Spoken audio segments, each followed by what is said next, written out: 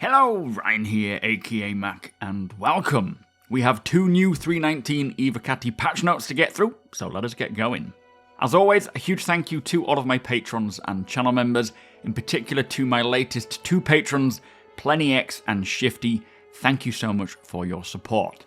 So, although today should be Star Citizen Sunday, Inside Star Citizen was more just a tour of Lorville's skyline, and Star Citizen Live was a casual chat with the animation director Steve Bender.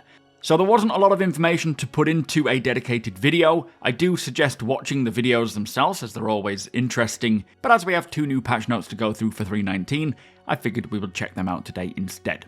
Now the first new patch dropped on the 27th of April, with its testing focus remaining the same as the previous patch, with the inclusion of a couple more additions, being the new player experience and a mission density management update. Now for the new player experience, this, as I'm sure many of you are aware, is intended to improve the initial first 30 minutes of the game for new players, helping them to understand Star Citizen's basic features within the persistent universe. And this is only going to be applicable to the starting location of Area 18 on ArcCorp and its local space station by Bajani Point. For now, they will expand that in the future, I'm sure, but it will have improved signage for navigation and a lot more. Hopefully, this will help many players get to grips with Star Citizen, as it is already a very complicated game, and will get even more complicated, especially when you throw in all of those bugs as well. Now, for the feature updates and locations, they have done a polish pass on Lorville's no-fly zone, and I know they're trying to keep it as unrestrictive as possible. They have also added updated volumetric atmosphere and clouds to ArcCorp, plus performed another polish pass for atmosphere and clouds as well. And hopefully with each of these performance polish passes for the clouds, displaying them at their highest setting will become more possible. Now for gameplay, they have performed another polish pass on the salvage claim missions, with many improvements and fixes, and they have updated the density manager for missions, with it saying, mission entities and things dropped by missions, such as corpses, guns and debris, will be cleaned up when the area is streamed out, as we reuse these mission locations such as underground facilities, although player-dropped things will remain as usual. Now these updates with the density manager will be a long ongoing process, just to find the best balance. As we have already seen with the 3.18 build, it doesn't take long for locations to get very cluttered, and finding the appropriate cleanup rate is going to be pretty difficult, as having things remaining as loot for players to find is quite important and fun, but in some cases it can be constant and very overlapping. Like with the missions, it can be very problematic in many ways. But thankfully, player items will remain, so we can still drop things. Any loot from players will still remain where they are, so we can still loot our own or other people's bodies. Now for ships and vehicles, they have added the Drake Corsair, Drake Cutter, and the medical C8R Pisces to the in-game shops, meaning that from 3.19 onwards, you will be able to purchase those ships in-game using in-game currency.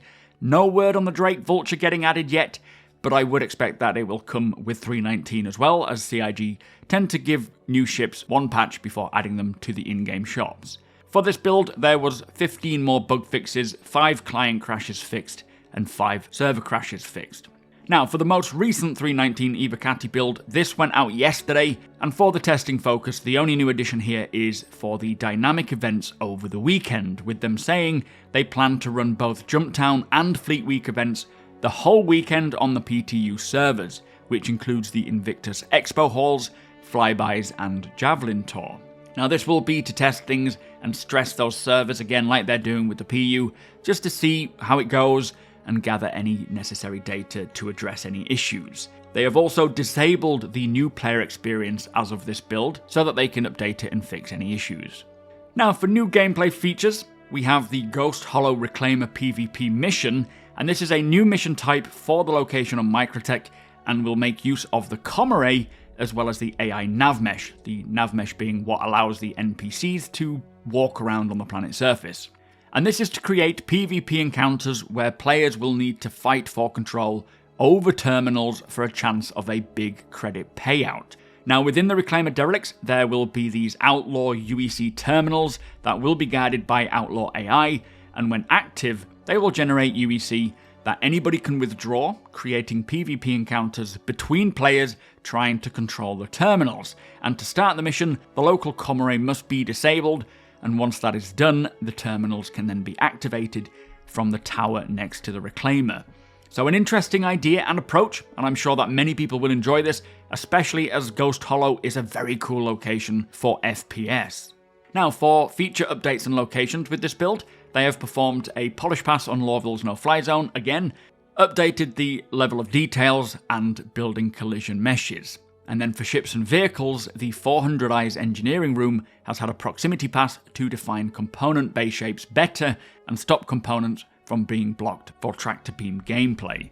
Of course, with 3.19, many ship components and their weapons can be removed and replaced, so all ships will need to be capable of allowing this where size applicable.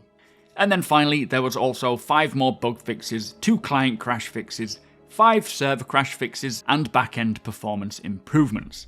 So that was the latest 2 Evocati 3.19 patches, some good stuff going on with that patch, and hopefully all of the crap that we're dealing with on 3.18.2 will be resolved before 3.19 comes along.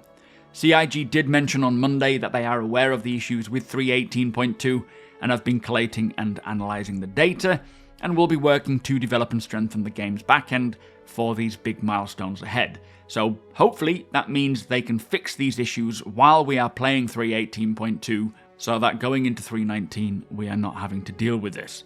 Anyway, with that said, if you do enjoy my videos, please do consider subscribing and helping the channel to grow. Also, come and hang out over at twitch.tv/supermacbrother. You are all more than welcome over there.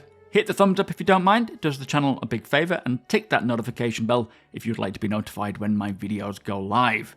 Again, a huge thank you to my patrons and channel members, thank you for watching, and I'll see you in the next one.